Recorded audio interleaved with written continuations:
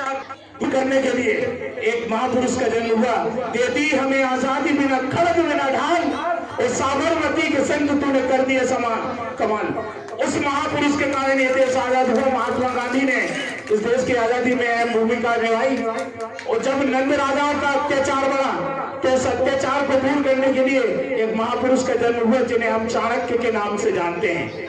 आदरणीय सचिव, उसी प्रकार इस समाज के विकास के लिए, उस समाज को अग्रणी भूमिका में ले जाने के लिए एक महापुरुष का जन्म हुआ था, जिन्हें हम परम पूज्य बाबू मालदेव राणा जी के नाम से जानते हैं। एक बार जय घोष करेंगे, बोलो परम पूज्य बाबू मालदेव राणा जी की, परम पूज्य बाबू मालदेव राणा जी की। जैसे कि अभी हमारे सम्मानीय महोदय बता रहे थे कि भोपाल में बाबू मालदेव जी की प्रतिमा स्थापित की गई है। मैं बता दूं आपको कि ये जो बाबू मालदेव जी की प्रतिमा है, ये केवल प्रतिमा मात्र नहीं है।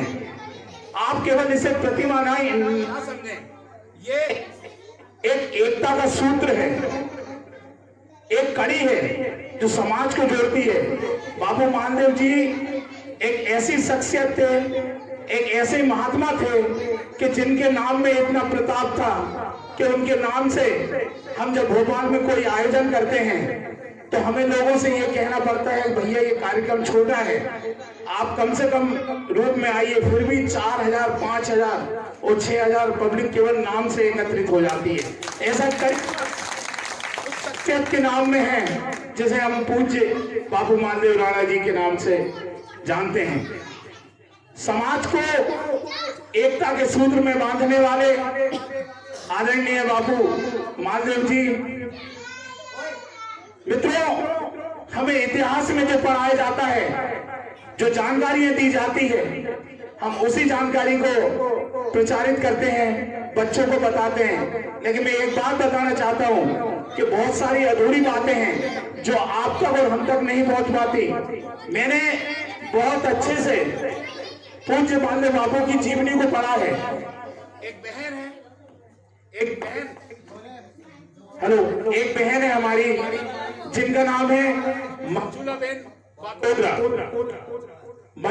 बापोद्रा, जिन्होंने पूज्य बाबू मालदेव राणा जी की जीवनी लिखी है।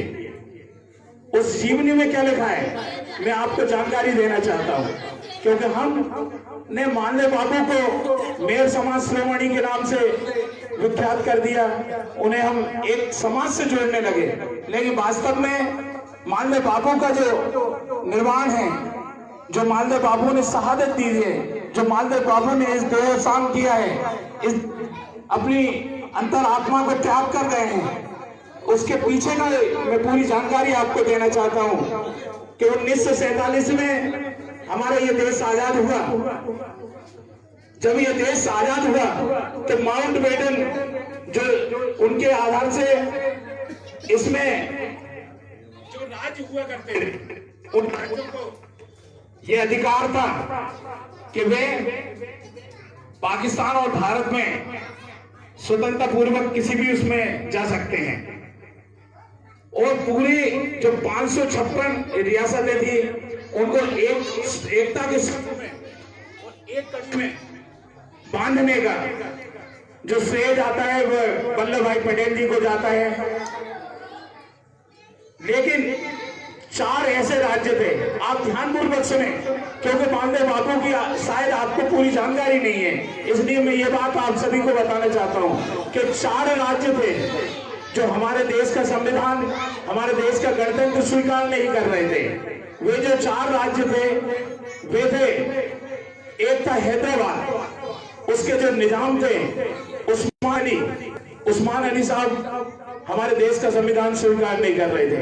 एक राज्य था जो मध्य प्रदेश में अभी वर्तमान में जिसे भोपाल कहा जाता है, उसके जो नवाब थे हमीदुल्ला साहब भी हमारे देश का संविधान को स्वीकार नहीं कर रहे थे। ठीक उसी प्रकार जम्मू कश्मीर, जिसके राजा थे महाराजा हरि सिंह भी इस देश का संविधान स्वीकार नहीं कर रहे थे। और इसी प्रकार गुजरात प्रांत में एक राज्य था जिसे जूनागढ़ स्टेट या जूनागढ़ राज्य के नाम से जाना जाता है। उस राज्य के जो निजाम थे, जो नवाब थे, मोहम्मद महावत खान, वो इस देश का संविधान स्वीकार नहीं कर रहे थे। मित्रों, उस समय के जो उप प्रधानमंत्री, गृह मंत्री वल्लभ भाई पटेल ने जूनागढ़ को स्टेट को स्वतंत्र कराने के लिए वहां के जो प्रभावी लोग थे उनको आग्रह किया कि इसको हमें स्वतंत्र कराना है। जो मोहम्मद महावत खान था, जो जूनागढ़ को भारतीय संविधान में न मिलाकर चाहता था कि हम पाकिस्तान को स्वीकार कर लें, तब उस समय के जो सबसे प्रभावी कोई व्यक्तित्व था, उस व्यक्तित्व का नाम था परम पूज्य बाबू मालदेव राणा जी। परम पूज्य बाबू मालदेव राणा जी को उन्होंने कहा कि आप क्रांति कीजिए और सभी समाजों को एकत्रित कीजिए, और उस क्रांति का ही परिणाम हुआ कि जूनागढ़ स्वतंत्र हुआ और मोहम्मद महावत खान इस देश को छोड़कर पाकिस्तान चला गया। तो बापू मालदेव जी का जो योगदान है केवल मेहर समाज के लिए नहीं है, उनका ये जो योगदान है वह हमारे संविधान के लिए, हमारे गणतंत्र के लिए और स्वतंत्रता सेनानियों में अग्रणी भूमिका में भी माननीय बापू जी रहे हैं। तो आप ये जानकारी लोगों को दीजिए। उसकी जीवनी जो हमारी बहन ने लिखी हुई है, उस जीवनी को पढ़िए। मेरे पास भी है, आप भी चाहें तो मंगा सकते हैं। और हम मध्य प्रदेश मेहर समाज जागृति संघ की ओर से और मेहर सुप्रीम काउंसिल जो गुजरात का है, उसके माध्यम से हम अति शीघ्र प्रधानमंत्री नरेंद्र मोदी जी से मिलने वाले हैं और बाबू मालदेव जी को प्रमुख रूप से स्वतंत्रता सेनानियों में हम नाम दर्ज कराने की हमारी योजना चल रही है। तो मालदेव बाबू का तो योगदान केवल मेहर समाज के लिए नहीं है। मालदेव बाबू ने जो हमें समझाया, जो बताया, जो हमें जागृति दी, उसी जागृति से मध्य प्रदेश का हमारा जो संघ है 1999 में ये संघ बना और इसका रजिस्ट्रेशन 2007 में हुआ, मध्य प्रदेश मेहर समाज जागृति संघ।